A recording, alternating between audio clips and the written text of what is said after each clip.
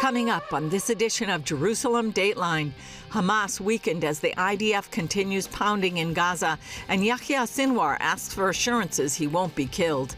Plus, analysis on U.S. politics and Israel's war for existence, and how Iran's current regime controls the free world through terror and has lost the support of the Iranian people. And remembering Theodore Herzl. All this and more on this edition of Jerusalem Dateline.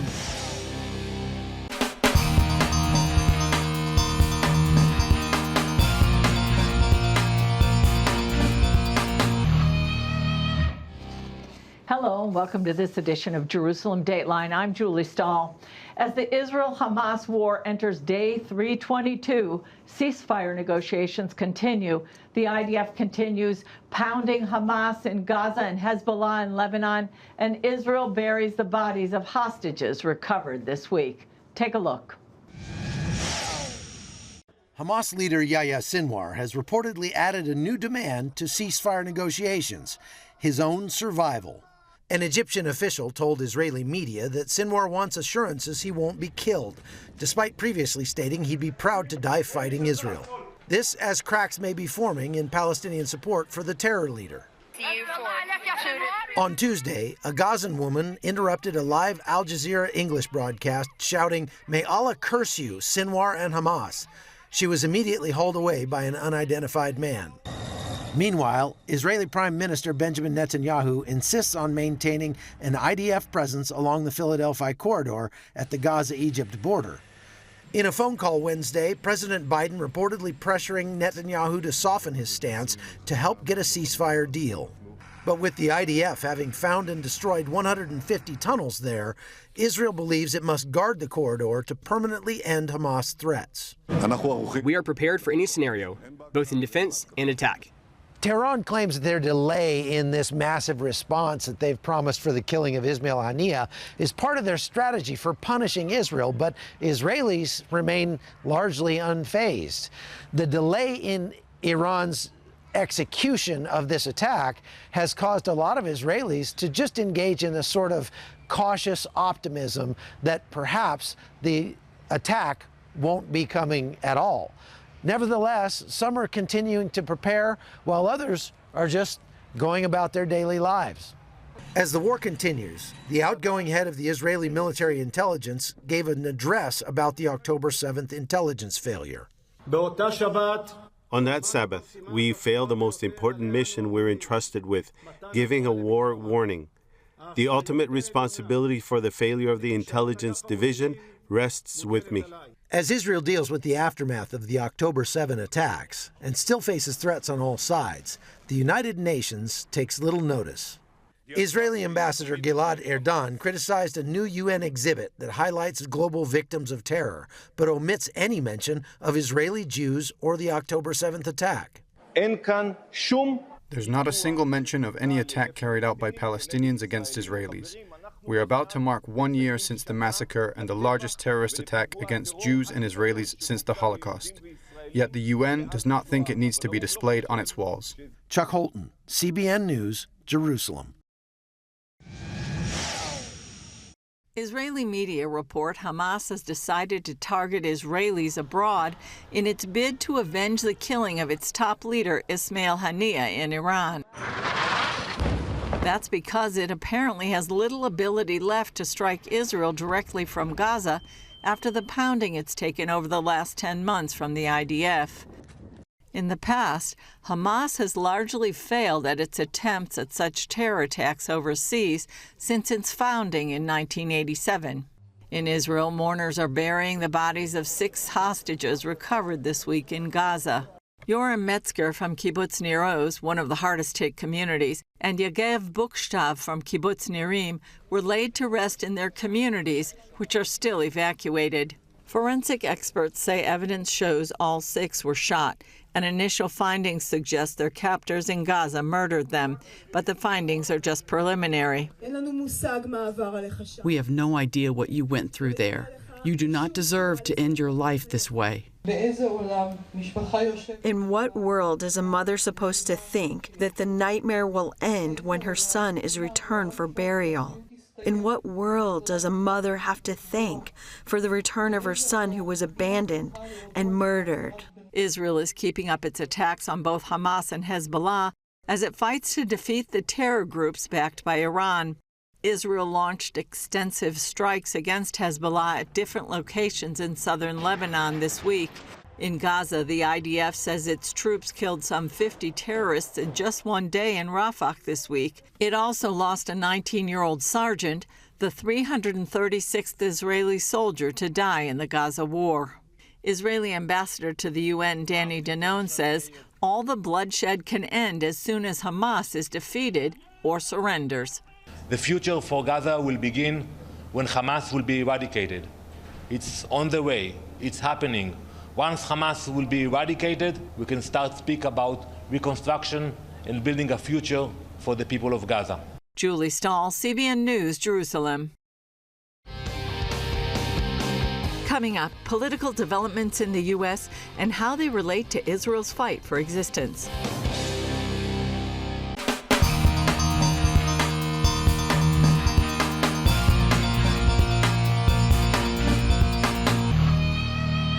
I'm joined now by Middle East analyst John Woggy. Welcome, John. Thank you.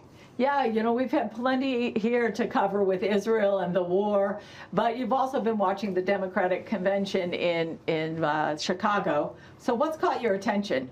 Well, off the bat, the first thing that caught my attention, obviously, was the beginning of the convention when you had a threat of 100,000 protesters in the street. It didn't ever approach that number, but there were still a lot of pro-Hamas, anti-Israel protesters outside the convention center, and inside there was a different message coming out from the leadership of the party. And so you have this split. And it was reflected the first night in Joe Biden's speech on Monday to the convention when he went off script and said, these demonstrators outside, they have a point. Well, what's the point? Their point is they want an arms embargo on Israel. They want Israel not to function in the way they have in Gaza or in the north. They basically want Israel muzzled, and they want the United States to make sure that happens. So any president of the United States would naturally have to kowtow to that. So it was, and what happened as a result of that was that Biden himself had to acknowledge that this is a representative of a significant portion of the Democratic base. Wow. So going forward, that's a big issue from now till November. It's a huge issue. Yeah.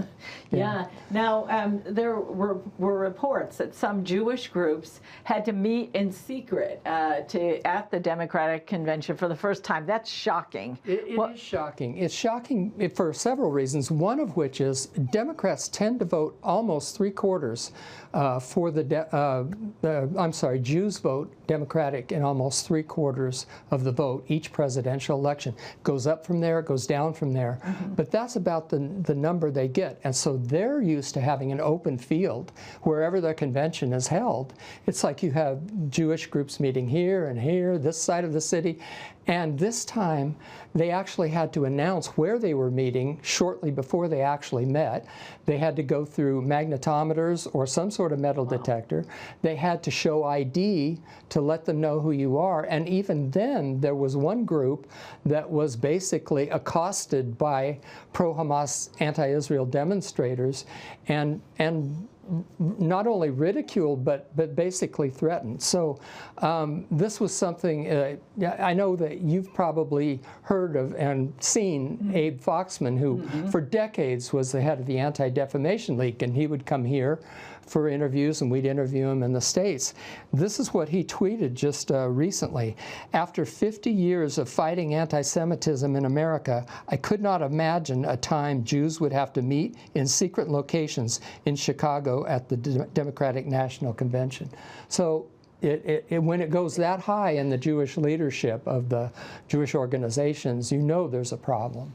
It's a big problem. Yeah. We're talking about the United States. Right, right. So it is shocking.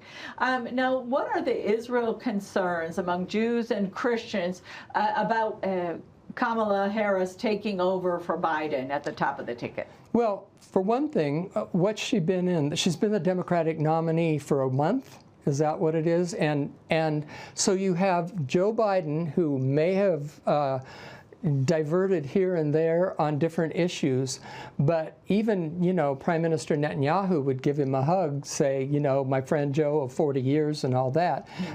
Kamala's an unknown quality. You don't know where she's going to come from. She certainly leans to the more progressive side of the Democratic Party base.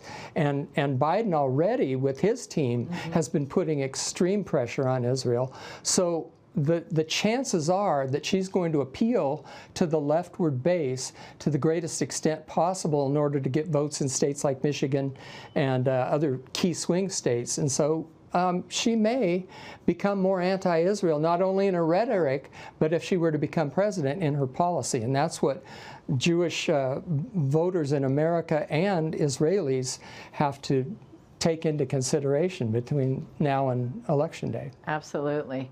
Now, Secretary of State Antony Blinken has been to the Middle East time after time. He gets a lot of press when he's here. Boy, does he. Pushing this ceasefire deal that seems to be like almost dead in the water. And why? They believe in the administration that this is the only way that a wider war with Hezbollah and with Iran is going to be averted. And so it's amazed me how far they've gone with it. I mean, now you've got the situation where Sinwar himself is saying, I don't want to die, I want to live, and that's another condition. And it's already, at a dead-end point, and yet they keep trying to revive it. And I think that it's just, they're going to continue to pursue that policy until somebody moves it off dead center. That could be from an actual attack by Iran, an attack by Hamas either within Israel or somewhere outside of Israel.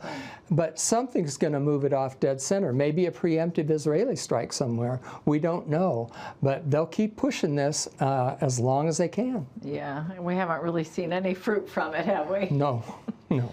Well, John Wogge, thank you so much for joining us. Thanks, Julie. Up next, holding on to power while support from the people shrinks. How long can it last?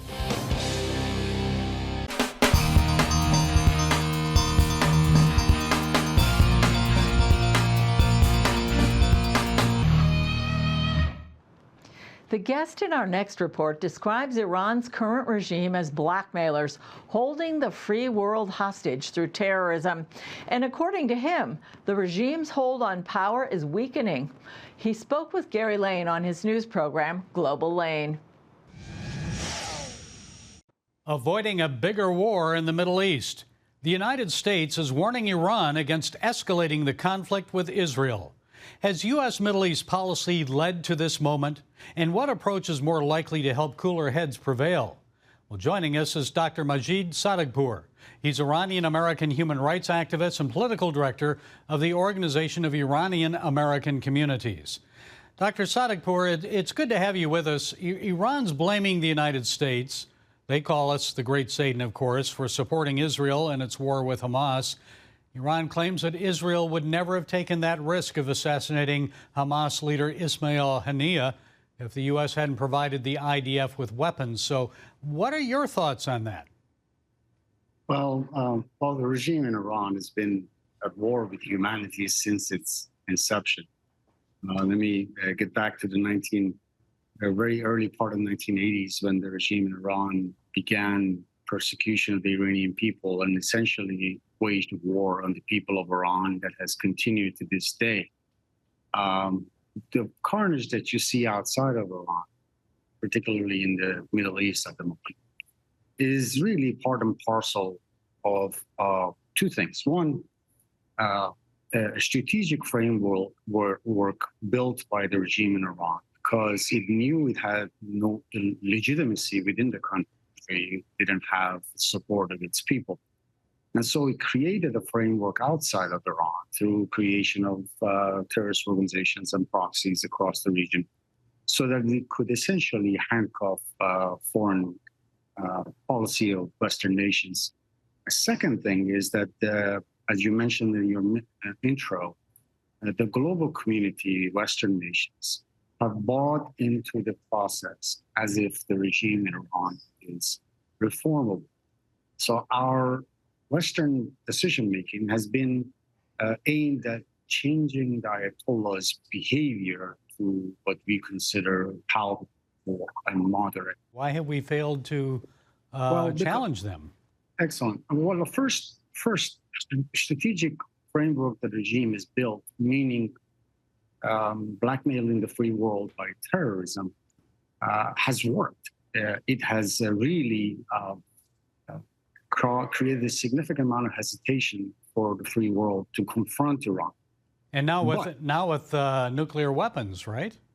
That is correct. But the fundamental reason is that we have not, as of right now, as the U.S. policy has not accepted the framework that the people of Iran don't want this regime. In other words, on the one, there is a contrast between what the international community thinks is happening inside Iran, whereas what the people of Iran are telling us is happening. In other words, the people of Iran have been dying at the highest per capita execution rate in the world. I just used last year's number, 2023. Iran executed north of 850 people, publicly, in other words, acknowledged executions. That is 74% of all global executions that were carried out. But Iran only has 1% of the global population. That speaks to a population that is trying to overthrow the regime, but it's got an enormous headwind. The headwind is the international community continuing to engage the regime. Yes, there is also a headwind of the regime killing and persecuting the Iranian people. But if you remove that, if you remove the first one, which is the international community finally making a decision to say goodbye to this regime diplomatically, to actually put pressure on the regime that matters, to hold its leaders accountable for rights violations and terrorism, truly hold them accountable. Still ahead, celebrating the father of modern Zionism and his journey to win leaders to his cause.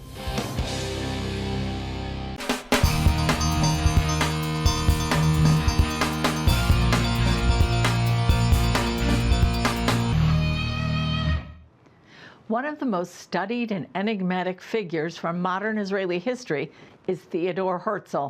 Here's a look at some aspects of the founding of the Jewish state. Theodor Herzl didn't start out as a Zionist, but he became one as he saw how Jews were marginalized in European culture. It fueled his drive to see Jewish people living in their own country. He aligned himself with important people who could move Zionism forward. What's interesting is who he didn't align himself with. Religious Jews or Christian Zionists. I spoke with author and early Zionism expert Philip Earl Steele about Herzl's significance and how he sidestepped religious groups that ironically ended up playing an important role in Zionism after his death. Take a look. Herzl is universally considered the father of Zionism, although there were many and important Zionists before him, going all the way back to the 1820s and 1830s. But Herzl outshone them all. He's fairly judged the father of Israel, the visionary of the state. He brought unprecedented attention to the cause and created sturdy structures that evolved into the modern Jewish state. So Zionism started out, it's really a religious or a biblical idea, a messianic idea, the return to Zion, but then it became secularized. So exactly what was Herzl's own attitude toward religion? Yeah, Herzl was a rather tangential Jew most of his life. I mean, his contacts were rather weak. He wasn't, attending temple or synagogue regularly with his parents as a boy. He went to a Protestant high school in Budapest, Hungary, where he spent the first 18 years of his life. Once his Zionist career began, though, once he gave up his hope, his faith in assimilationism. He remained aloof, even allergic to religious ideas. Herzl also betrayed an allergy to religious thinking in the sense that he never pursued what we call today faith-based diplomacy. He never conducted any outreach toward evangelical Christians. I think the biggest example of how allergic he was to religious thinking, messianic thinking, all the more so, was that in 1903 he proposed Uganda as, in fact, it's modern Kenya today, but he proposed the Uganda solution. That is that a modern Israel should be established there, not in Eretz Israel. So he had this blind spot. So how did Zionism kind of overcome this and go forward to move on and become the success of the founding of the State of Israel? When we look at the trajectory of Zionist history, we see that Zionism made its most important leaps forward in partnership with evangelical Christians. And this was also the case after Herzl's death in 1904. What quickly happened following his death was that the Zionist movement began to evaporate, and apathy and otherwise tended to take over, and we're left looking at generals without armies on the eve of World War I.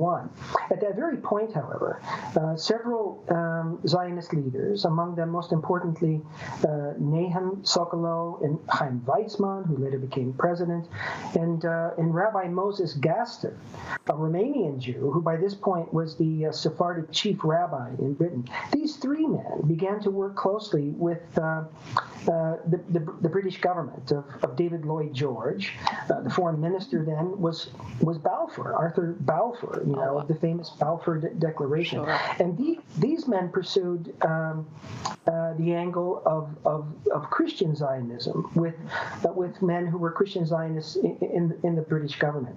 So this sort of cooperation, Christian, evangelical, this sort of cross-pollination, once again proved itself to be the key, and led all the way to statehood. Philip Steele, thank you so much for joining us on Jerusalem Dateline. Very, very interesting. Thank you so much.